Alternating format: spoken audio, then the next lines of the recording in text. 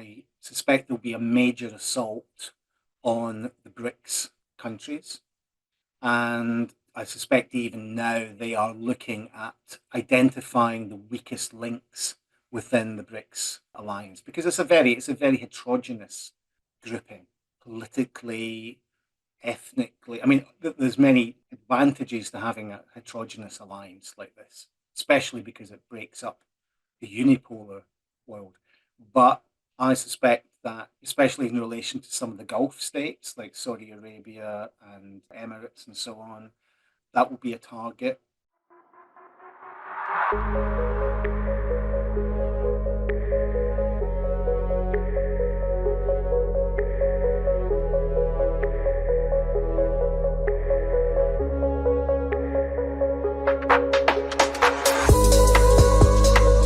Hello, and welcome to the Global Majority for Peace podcast. My name is Fiona Edwards, and my co-host is Ileana Chan.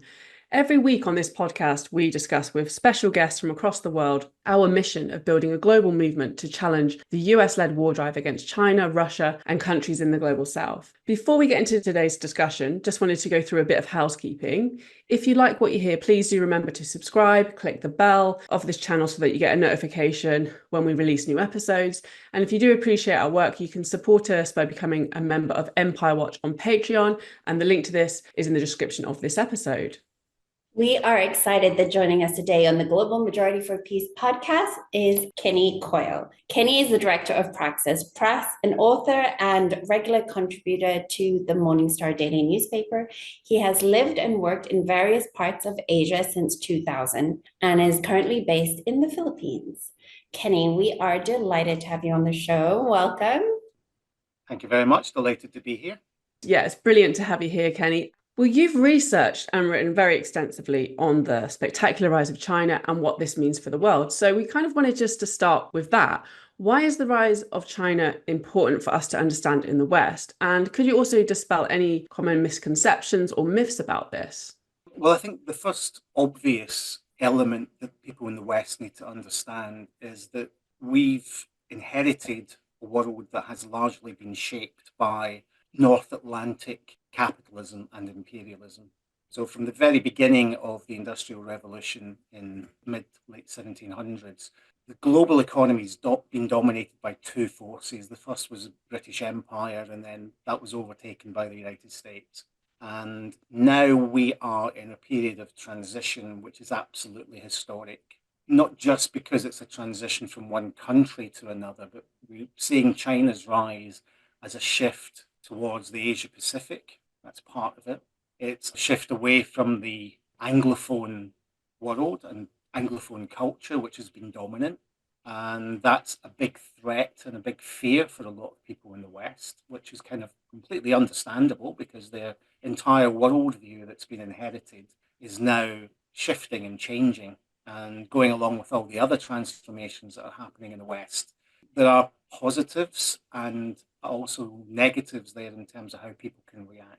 So that's really the first point, that we're seeing a shift towards the global majority. And that's a big difference. And it's something which I think is very positive, has a lot of potential for human development as a species, but it does mean that many vested interests are going to be seriously challenged. So that's the first thing. It's the economic challenge to Western imperialism that China's rise represents. Second, I would say this is very much related to why China is a rising economy, is that China is an explicitly socialist-oriented society. It talks about only being in the primary stage of socialism, and that's a fascinating development in terms of socialist theory and discussions about transitions. But essentially, this represents, I think, the second big challenge for the West, which is the ideological challenge. Those of us who lived through the collapse of the Soviet Union, for example, were told this was not just the end of communism and socialism, it was the end of history. And now we find that that's not true at all. We've had almost 30 years of delusions about the way the world was headed. I mean, to be fair, Francis Fukuyama, who came out with the book, has kind of backtracked quite considerably on his views. But still, this idea that so-called liberal democratic capitalism is the natural state of affairs and is the way forward. I'm not sure that's really an idea that has much purchase beyond Western liberal elites these days. I think everybody recognizes the West is in a profound crisis.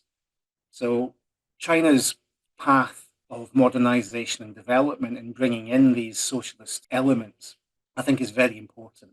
And I think that's a big challenge for people in the West who had simply considered Marxism and socialism to be completely finished and dead. And now suddenly they're having to come out with the idea that the world is being taken over by the Chinese Communist Party. The CCP is running everything now. So they've gone from one extreme to another instead of having a balanced approach. So economic, ideological, and really the last one is diplomatic and political, because China's rise, especially since the opening up in 78, has been almost entirely peaceful. China's peaceful rise, 45 years without the Chinese being involved in major war or conflict. Really, that's such an obvious contrast with Britain and American history. Just think how many wars Britain and America have been involved in since in the last 45 years. It's difficult to count them.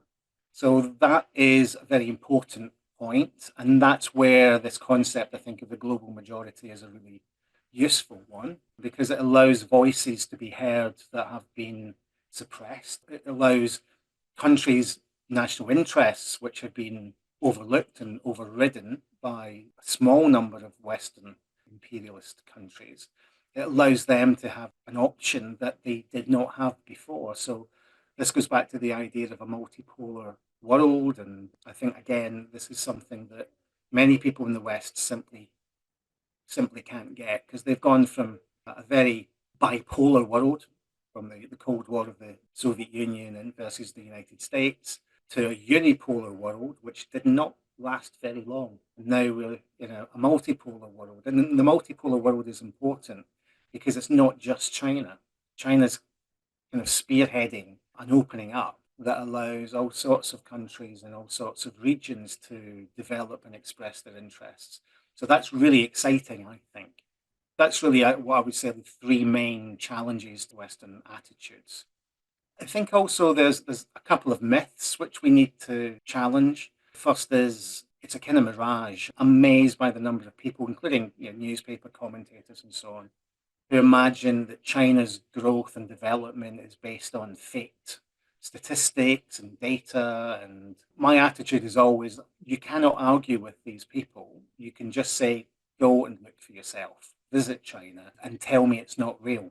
If it's a mirage, go and touch it, go and experience it for yourself, and then come back and say that it's not real.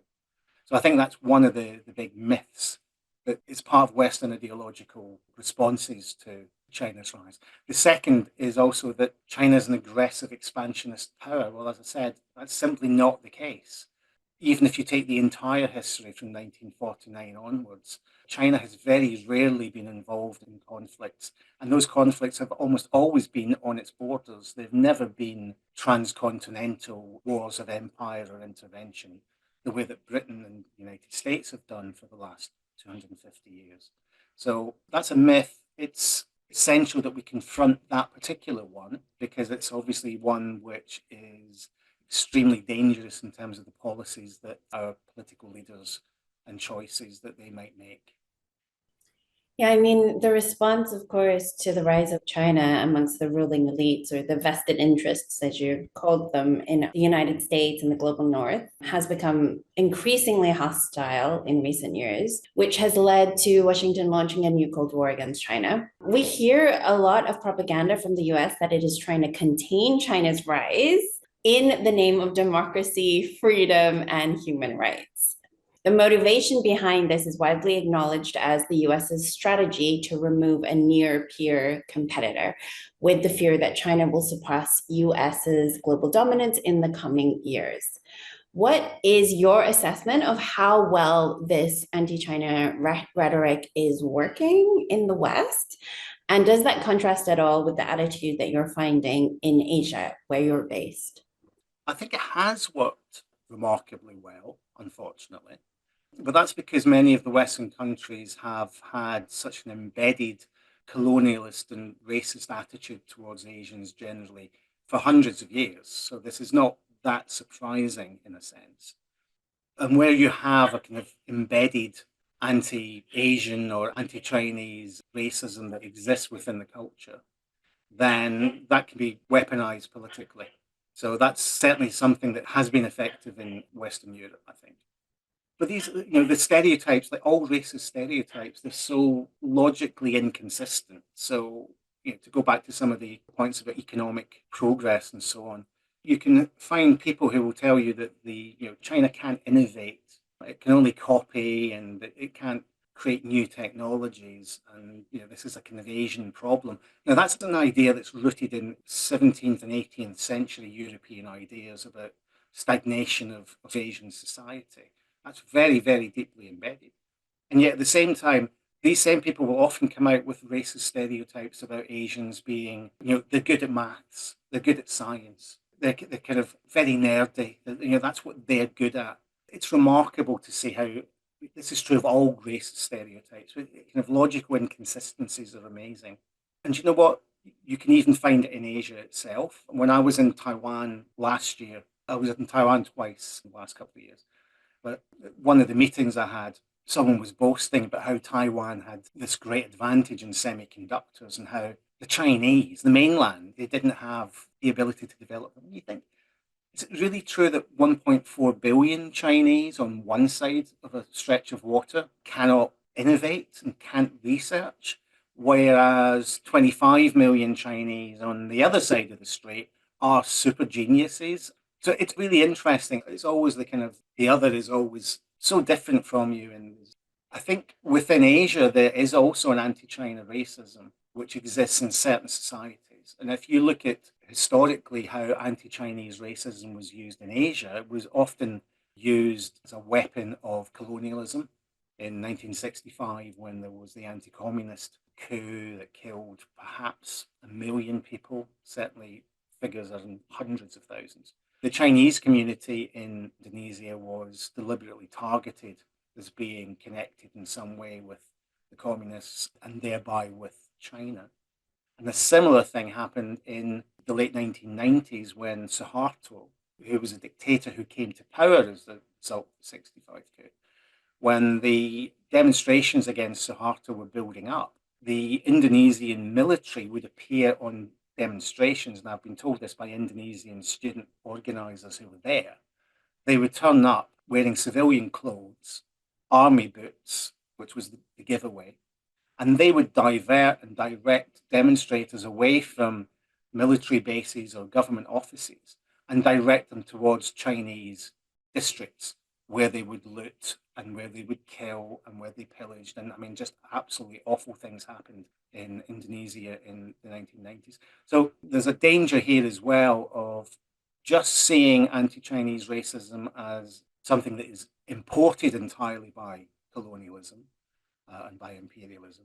But there's also the quite deliberate use to try and weaponize ethnic differences. And the British Empire was unsurpassed in its ability to turn subject peoples against each other in order to maintain domination.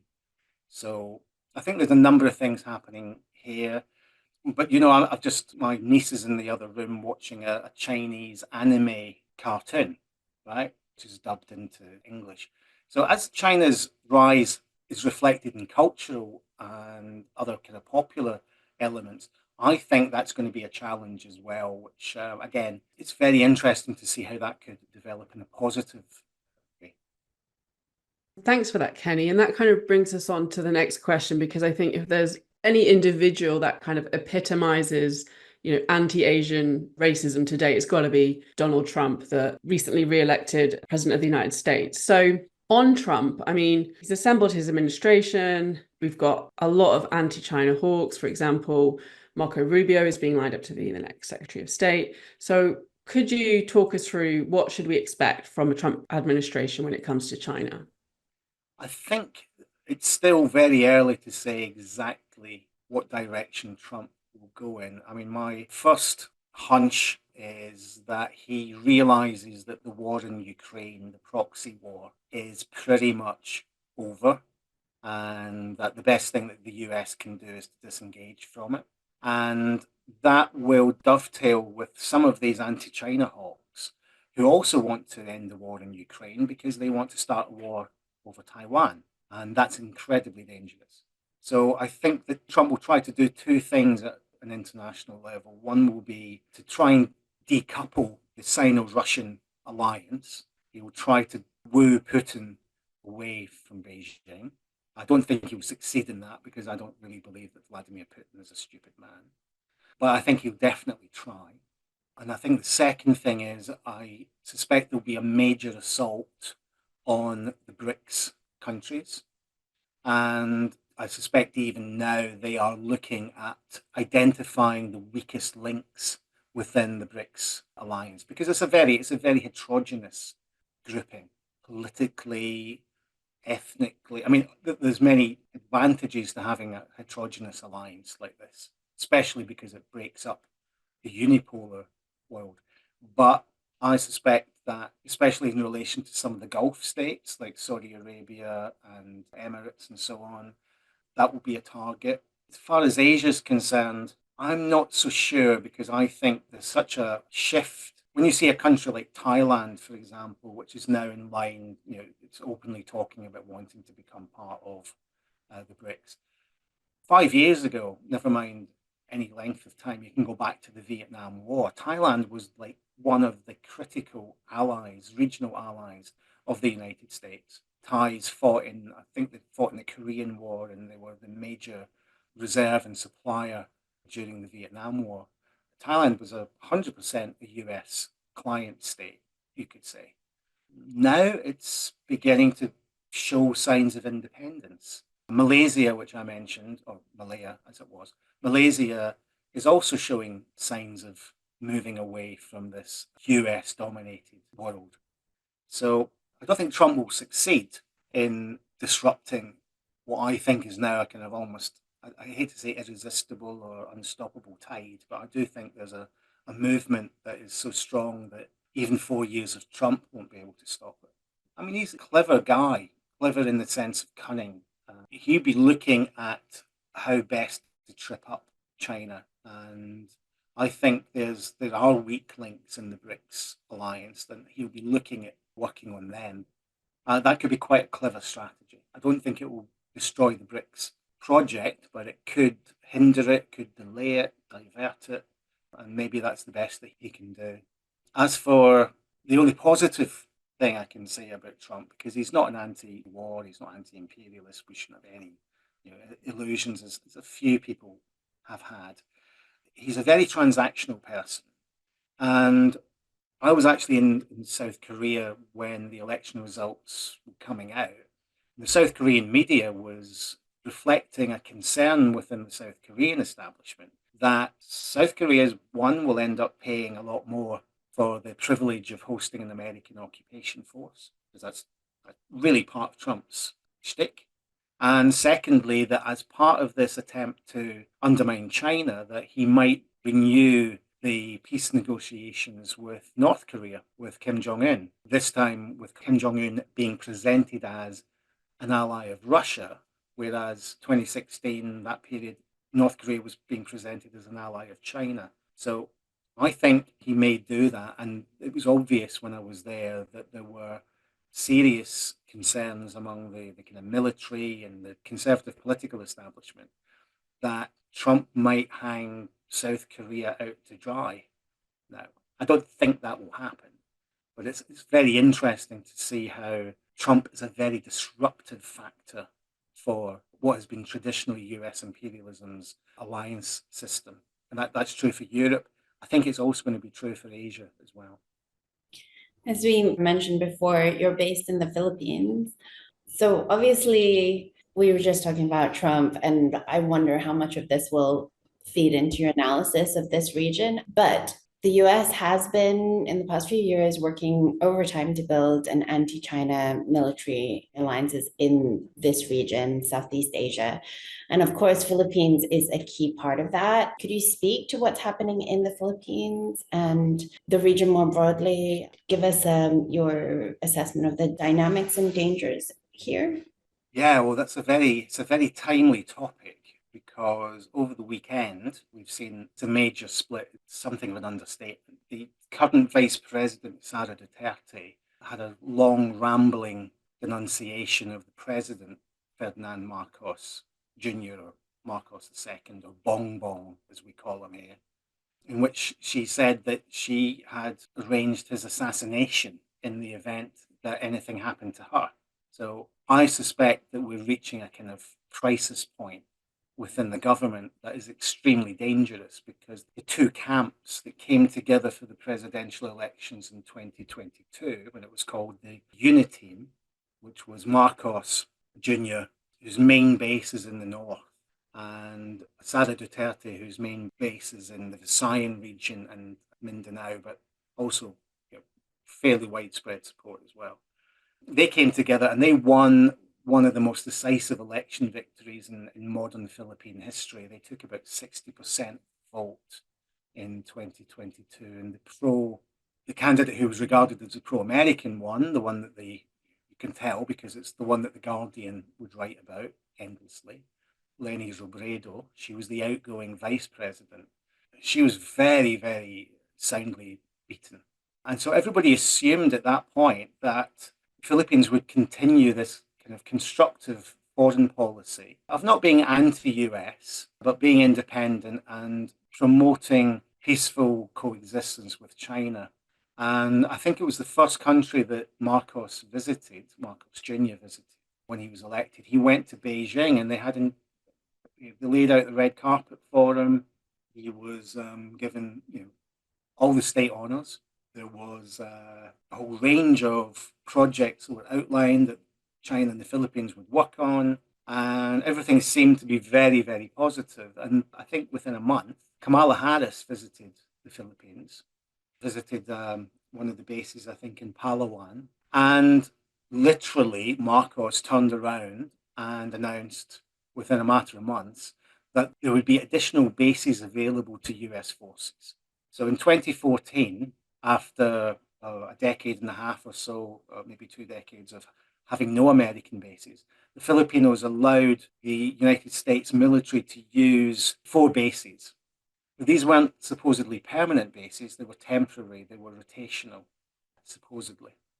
Marcos then announced that there would be 5 more bases added to that list, and that of these 5, 3 of them are in the very northernmost islands of the Philippines. In fact, they're basically on the edge of Taiwan, the waters where Taiwan and the Philippines kind of almost where they touch. So this is incredibly dangerous because the Philippines is being enlisted into a war that's got nothing to do really with defense of Philippine territory. It's to do with America's intentions to put pressure on China in relation to Taiwan. 3 or 4 days ago, I might be wrong, 3 or 4 days ago, it was also announced that the Americans had established a special task force on a shoal. It's called the Second Thomas Shoal, Shoal. So it's not even an island. It's a kind of small landmass in the South China Sea. And it's been a focus of conflict between China and Philippines for about 20 odd years. The conflict has been deliberately driven by the United States. Well, now we find out that the US has got a task force there that includes drones and other things. I think more details will come out later. But they are now directly involving themselves in a dispute between two sovereign countries. The United States is literally ramping up the possibility of conflict, using the Filipinos just as the Ukrainians are being used, and just as the Taiwanese will be used, and just as the South Vietnamese were used, as cannon fodder against a bigger, more important enemy. So it's extremely, extremely dangerous. I suspect that Sara Duterte will be removed as vice president one way or another. She'll be impeached or she'll be imprisoned or whatever. And given this, the vast support that she has, and that Rodrigo Duterte, the former president, has, that could be a very serious opening up of civil unrest in the Philippines. And given that there's continuing insurgency by the New People's Army, although it's much diminished, and given that there are in existence numerous Islamist groups in the south of the country. This is where Marcos I came in. This is where Ferdinand Marcos declared martial law back in 72. He'd been elected as president twice, but then he used a national security crisis to declare martial law, and he ruled it for 26 years or something like that. So the Philippines has been here before. It's not uncommon to remove elected presidents. It happened before EDSA II, when Arroyo took over. It's extremely dangerous when you have this international crisis combined with a domestic political crisis. So I'm keeping my eyes on the news quite a bit and trying to work out what's going to happen next. But yeah, keep your eyes on the Philippine political upheavals over the next couple of weeks, because we may see something very significant that will have an important impact on the Cold War in this particular part of the world. Well, another key hotspot in the region, which you've already referred to, is, of course, Taiwan. And we have quite frequent headlines in the Western media on the prospect of a potential US-China war breaking out over Taiwan. Do you think this is a realistic prospect? And what does the international anti-war movement need to know about this issue? Left to their own devices, mainland China and Taiwan would not go to war against each other. And I think you're quite right to talk about a China-US war over Taiwan, because Taiwan would be the pretext.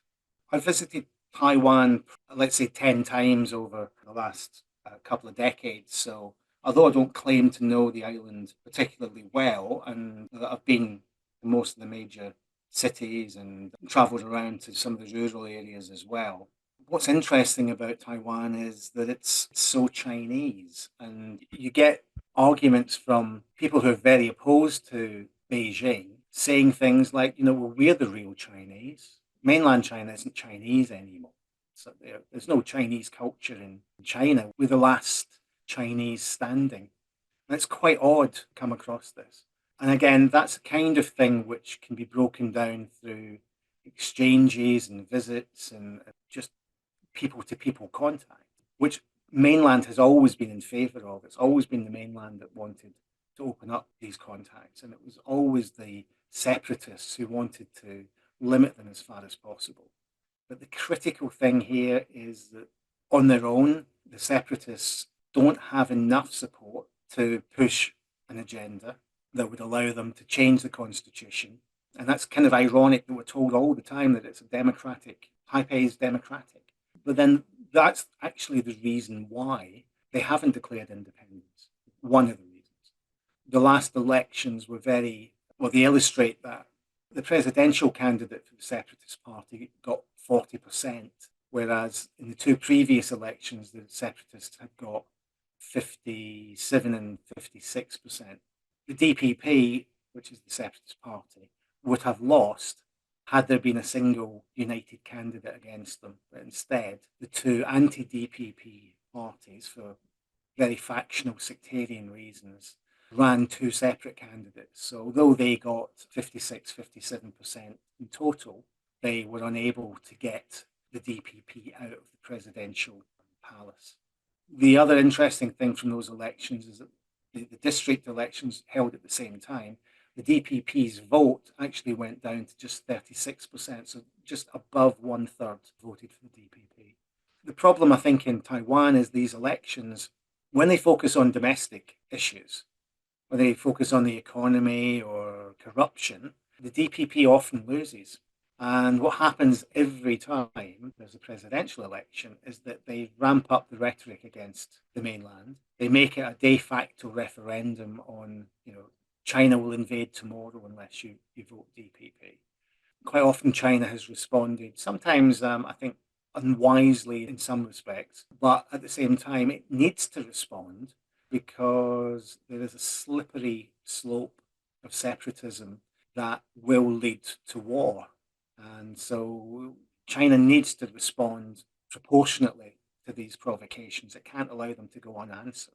But that's one aspect of it. So there's a domestic political reality in Taiwan, which is that the separatists they don't speak on behalf of all the people of Taiwan. The majority of Taiwanese, whoever they vote for, essentially want to keep the status quo. I think I could say they probably like better relations with the mainland because economically, so many tourism, agriculture, and fisheries.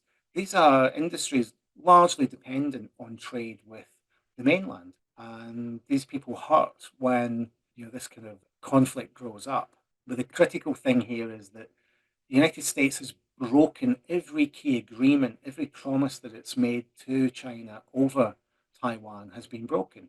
So, one, they said that they would follow a one China policy and not a two China policy, nor a one Taiwan, one China policy. The de facto US policy has been one China, one Taiwan. We've seen both Democrats and Republicans continually provoking China on this. Nancy Pelosi's visit, for example, with US Air Force guards, this sort of thing. It's deliberately provocative when you see that the United States itself says that it recognizes the central government in Beijing as the sole representative of China. It's ridiculous. Then you have the arms sales. Well, the US, I think in 1979, said, one, we're closing all our bases, and two, we are going to gradually reduce arms sales to Taiwan. And of course, they haven't reduced to nothing their arms sales. If anything, they're going in the other direction. And there is a need to check where Trump stands on this. But of course, there's a move to re-establish bases in Taiwan, similar to the deal with Philippines. They call them pop-up bases because they're not technically American bases. They are Taiwanese bases that the Americans can use, but it's de facto they are American bases. So this is a real provocation. It's extremely dangerous. The weaponry being supplied to them is incredible because the United States is giving arms to a state that it does not recognize. It's quite incredible. And the British government does the same thing. We sell submarine parts to an entity that is, according to our government, is part of China. And we said that quite explicitly. So there's a real shift. I think as far as Britain's concerned, I'd say the anti-war movement needs to be very careful because there is a build-up of a very powerful, relatively well-connected and very well-funded Taiwan lobby, which is now very visible. It wasn't visible before. For example, the London Times recently conducted an interview with someone who it called the Taiwanese ambassador. Now, there is no Taiwanese ambassador in the UK. We do not have ambassadorial links. There is no embassy in London, just as there's no embassy in the United States. So there is this constant push to try to treat Taiwan as a de facto independent state. That's extremely dangerous. And I wrote some stuff for the Star, one of which was about Labour Friends of Taiwan, which has emerged in the last year, which is at least partially funded by the Taiwanese government through its office in London. It's not an embassy in London. This should set alarm bells ringing. It really should. I mean, expanding a little bit more on China-British relations, at the recent G20 summit in Rio, we saw the British Prime Minister send a contradictory message. On one hand, Keir Starmer said he wants a strong relationship with China, but then proceeded to lecture China on human rights in a meeting with Xi Jinping. In your opinion, is there any hope for better relations with China with this new Labour government? Well, I think there's always hope, even if that's sometimes the only thing that exists. Actions speak louder than words, sure. But I had a look at the Rio statement. The full readout isn't particularly useful, but I'll quote it here. This is according to the Downing Street quote. So this is Starmer speaking. I'm very pleased that my Foreign Secretary, David Lammy, and Foreign Minister Wang met recently and discussed respective concerns, including human rights and parliamentary sanctions, Taiwan, South China Sea, and our shared interest in Hong Kong. Now, that's really interesting because there's one topic that Starmer did not raise, and that was Xinjiang. Now, every other statement, although I'll come to one in a second, Labour voted in 2023 when it was in opposition that what was going on in Xinjiang was a genocide, the G word. Now, suddenly, that has disappeared. When David Lammy met Wang Yi in October in Beijing, he certainly raised the issue of Xinjiang because it is mentioned in the readout of their meeting. But it was a question of human rights in Xinjiang. Now, you have to ask yourself this question. Why would David Lammy and Keir Starmer not use the genocide word? Well, there could be a very good reason for that, which is related to British foreign policy in Gaza and the complicity of those two in particular in supporting and enabling Israel's genocide against the Palestinians. So I'm wondering whether there is some, both are lawyers, right? Starmer supposedly a human rights lawyer. So suddenly Xinjiang's genocide is now simply a question of human rights. That's actually a step forward if you think about it. But I'm wondering what's really going on there, whether this is done on the basis of the idea that, a bit like the Tibetan genocide of 15 years ago, it hasn't really worked. No one's really been convinced of it. And it's time to just move on. Or whether it's driven by the deep shame and embarrassment of Lammy and Starmer, who are talking about a genocide that doesn't exist while enabling genocide that is actually happening. I'd love to have been a fly on the wall of the Foreign Office when they went through these statements. So that does represent a bit of a shift on that issue. Having said that, two other things are interesting from the stuff about Taiwan. Not very interesting when you read Starmer. Not very interesting when you read David Lammy's Foreign Office report.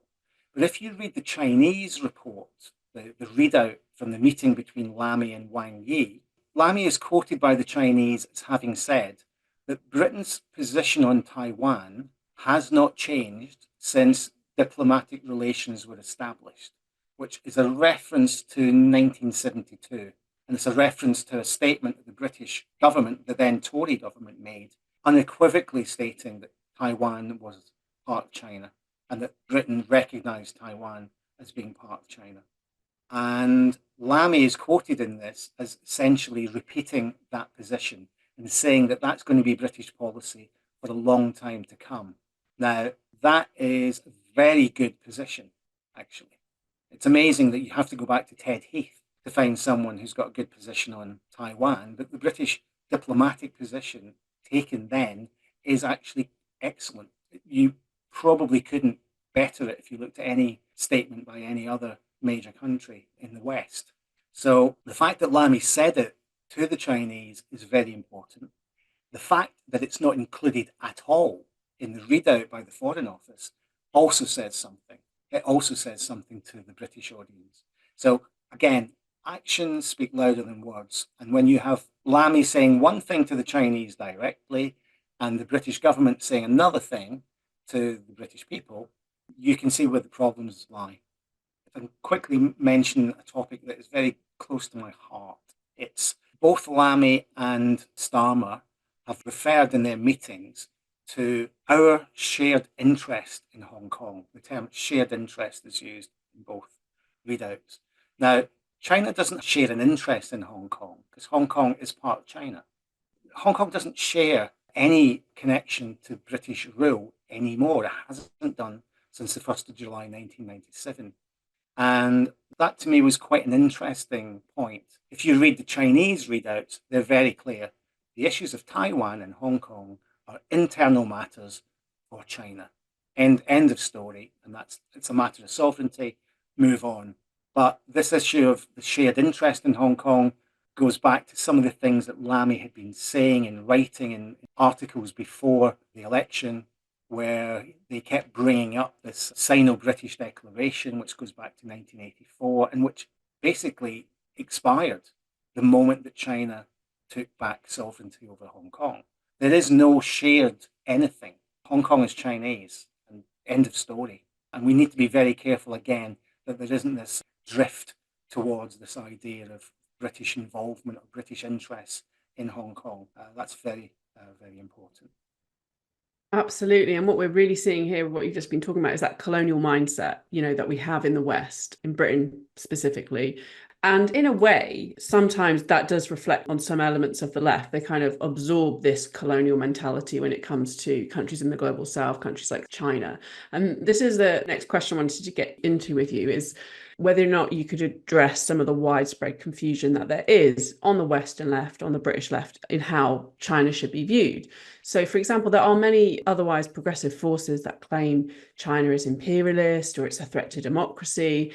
And there are those who raise this slogan, neither Washington nor Beijing, as their key framework for understanding the world today. So I was hoping you could kind of address the huge misunderstandings on the left that are reflected in the positions I've just sort of outlined there. Well, I'm old enough to remember the original neither Washington nor Moscow slogan, and look how that turned out. I mean, the restoration of capitalism in Eastern Europe and in the former Soviet Union has been a disaster for the people involved, for the natives of those republics, but also internationally. I mean, it's impossible to imagine the genocide in Gaza going on. Even you go back to the Brezhnev era, which I'm not uncritical of, but that point would have meant there was some recognition of a balance of power in West Asia, that the Israelis could not always get away with everything that they wanted to. It's just astonishing to see how much the balance of forces has shifted for those who have been most vulnerable, those that have been unable to stand up for themselves or defend themselves properly since the Soviet Union collapsed. So I'm very dubious always about those forces that are what I call the ambulance chasing left, who see every crisis in every socialist country, whether it's Cuba or China or anywhere else, and they get on board with any anti-government force. I mean, again, going back to Hong Kong, it's astonishing. I mean, I had a kind of one of those Facebook social media spats with someone who was from an ostensibly Trotskyist organization, who was defending Jimmy Lai, the publisher of Apple Daily, as a pro-democracy newspaper. Well, it wasn't. It was a xenophobic, anti-communist rag. And we don't have time to go into it, but the stuff that's coming out of the trials that have gone on in Hong Kong right now are absolutely mind-blowing when you look at the collusion of these forces with not just imperialism in general, but with the most reactionary neocons that you can imagine. And yet, how many people on the British left were talking about solidarity with the Hong Kong protesters, presenting it as a struggle for democracy, or even, it was going to be the political revolution against China. The Chinese workers were going to flock to this banner. These people were waving stars and stripes. They were waving the colonial flag of Hong Kong. They were urging the United States to intervene, not just to impose sanctions, but to actually intervene. This is the real story behind the national security law, why it was necessary, and what's going on. I mean, I strongly recommend that I can name half a dozen people you should probably get to speak in detail about this, because it's a fascinating case study. So what should we do? Well, of course, we can engage in polemics and so on. That's necessary. But I think the most positive thing that the anti-war movement can do is actually go to activists and progressive people, especially younger people, youth and student delegations to China, trade union delegations to China, anti-war delegations, all these kind of different constituencies. I don't think there's much point in focusing on the sectarian left. Yes, I will do it in the pages of the Morning Star or Communist Review or whatever. I love all that sort of stuff, but it doesn't really advance the immediate cause. And there's so much more positive things that we can do. What is the position of women in China today? That's often misrepresented. Let's get delegations from women's organisations in Britain to look at the realities. Let's get the youth and students to meet on a regular basis. That's quite easy because there's so many Chinese students now studying at British universities. There's lots of Chinese student societies there. So you don't even need to go there. You can actually meet Chinese students in this country and talk to them about the reality. But I do think involving the labour movement and trade union movement is a particularly necessary task. And I don't think maybe we've done enough to push back on some of the anti-China trends and currents. I know it's a difficult one. It's not an easy one in terms of trade union politics, but it's a very necessary one. So I would say that's much better. That's a positive thing. Allow people to go. And as I keep saying, if people go with misconceptions, they're likely to have those misconceptions corrected. If people go with a very definite political agenda, you're not necessarily going to change their minds. But if people go with an open mind, they'll see lots of things to admire, lots of things to criticize. That's great. That's what we should be doing, I think. What would you recommend for people to read or watch, or, just so that they could more fully understand what's actually going on today and understand more about China's rise and the new Cold War and the situation in the Asia Pacific? Well, that's a big one. I'm obviously going to be a little bit biased and suggest that people read a relatively new book that's just come out from Praxis Press called People's China at 75, which is a collection of essays from people who are, broadly speaking, all supportive of China and China's socialist path. There are differences of emphasis and nuance and so on, which is good, I think. That's just recently out, and I think that's quite a good starting point. In some ways, it addresses the questions that Fiona was mentioning. The other titles that Praxis has got, I'm sorry if this sounds like a sales pitch. We have the wonderful book by John Ross, who I know who did a fantastic presentation for you a few months back. And we also have a great book by Carlos Martinez, all on China. So we've got more coming out, which will be China related. So that's great. I also recommend, in terms of reading, get hold of books by Ken Hammond, who is a US academic, taught in China. He's just got a new book out. I haven't read it yet, but if it's as good as the ones he's written before, then it's going to be fantastic. The new one is about Chinese foreign policy, so that's great. And there are a couple of other books which are maybe a little bit more dated, just simply because they haven't been reprinted. One of which was by Jenny Clegg, the other by the late Jude Woodward. Jenny's book was published by Manchester University Press, and Jude's, I think, was by Pluto Press. And in terms of the background and historical background, those are still really, really strong books to read. In terms of what to watch, there's dozens of good channels. I'll mention two, and I'll give you the links as well, which I think are particularly useful because I'm especially interested in the propaganda war. And these two that I'm going to mention are specifically designed to expose how deceitful Western propaganda can be. One is Andy Boram's Reports on China. He's a New Zealander based in Shanghai, speaks Chinese. His ripping apart of the BBC is a joy to behold. He's really very good, very funny. He's on YouTube. You'll find that easily enough.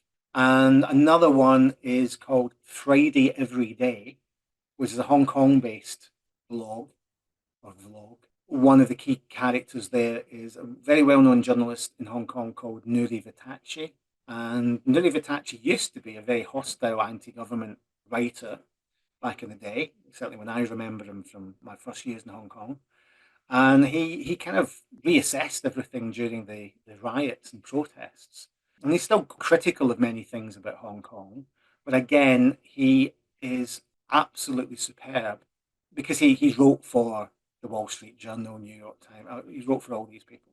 He's actually really good on showing the level of bias and in some cases outright dishonesty of much of the Western media, specifically in relation to Hong Kong. But I mean, sometimes generally he talks about wider Chinese issues. So those are two that maybe people haven't come across, and I'd recommend them. As I said, there are many, many others, Friends of Socialist China.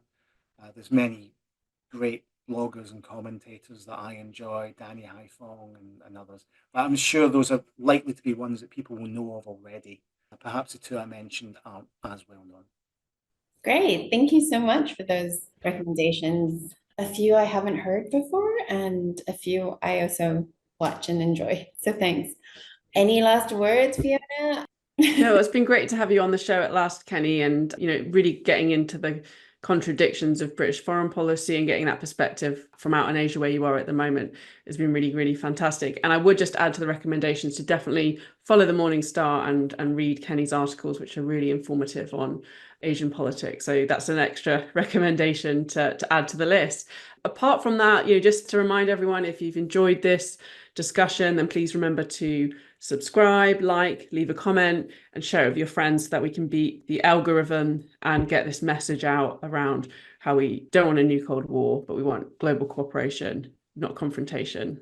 Yeah, thank you so much, Kenny, for coming on to Global Majority for Peace. My pleasure. Thank you. Thank you. And see you everyone next time.